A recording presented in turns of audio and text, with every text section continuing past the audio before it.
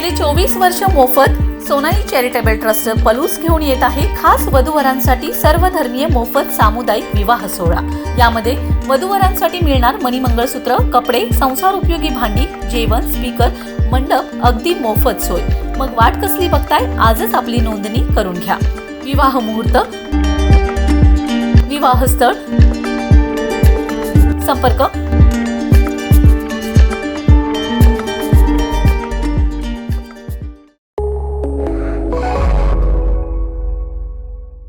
नमस्कार, मी अरुण आणि आपण पाहत आहात 7 स्टार न्यूज। ॲडव्होकेट विद्याताई मोटे यांना विधान परिषदेवर संधी मिळावी यासाठी महाराष्ट्राचे आराध्य दैवत श्री बिरोबा चरणी कार्यकर्त्यांनी साकडं घातले। तसेच सांगली जिल्ह्यातल्या जत ते कवठे महांकाळ तालुक्यातील बिरोबा मंदिरापर्यंत कार्यकर्त्यांनी पदयात्राही काढली आहे। पावसाच्या हलक्या सरी, ढगांचा गडगडाट आणि विजांचा कडकडाट सुरू असतानाही कार्यकर्ते पायी चालत रात्री उशिरा बिरोबा बनात पोहोचले। यानंतर मंदिराभोवती प्रदक्षिणा घेत बिरोबाला साकडं घालून त्यांनी आपलं मागणं मागितलं।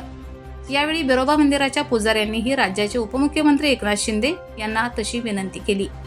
धनगर समाजातील उच्च विद्याविभूषित व्यक्तिमत्व म्हणून विद्याताई मोटे यांना सर्वांना परिचित आहेत। साध्य फाउंडेशनच्या माध्यमातून त्यांनी ग्रामीण भागात शिक्षण, आरोग्य, रोजगार, पाणी याचबरोबर दुष्काळी भागात पायाभूत सोयीसुविधा निर्माण करण्यावर भर दिला।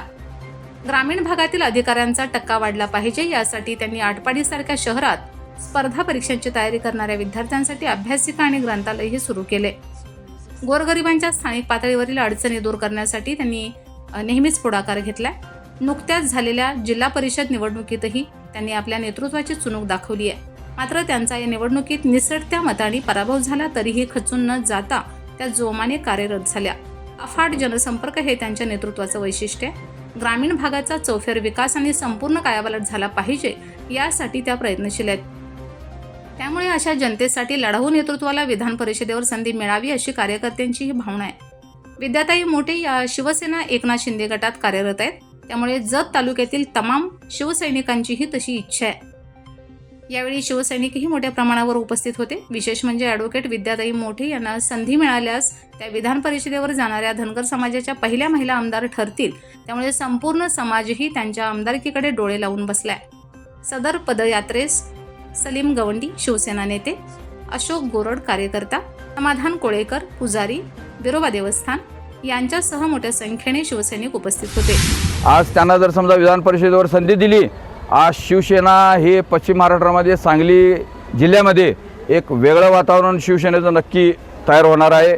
आम्ही सर्व त्यांच्या पाठीशी आहोत आणि विद्याताई मोटेंना विधान परिषदेवर एकनाथ शिंदे साहेब घेतील अशी मला खात्री आहे। आज या ठिकाणी पत्रकार बंधू, वार्ताहर बंधू व ज्येष्ठ आमचे मार्गदर्शक, सर्व आमचे मित्रपरिवार आमच्याबरोबर अगदी हिरारीनं भाग घेऊन साकडे घालण्यासाठी या ठिकाणी आलेले आहेत। मला नक्की खात्री आहे, बिरोबावर माझा पूर्ण विश्वास आहे, कारण याआधी आम्ही ज्या ज्या मागण्या बिरोबांना मागितलेल्या आहेत त्या आमच्या बिरोबा मागण्या आमच्या पूर्ण केलेल्या आहेत।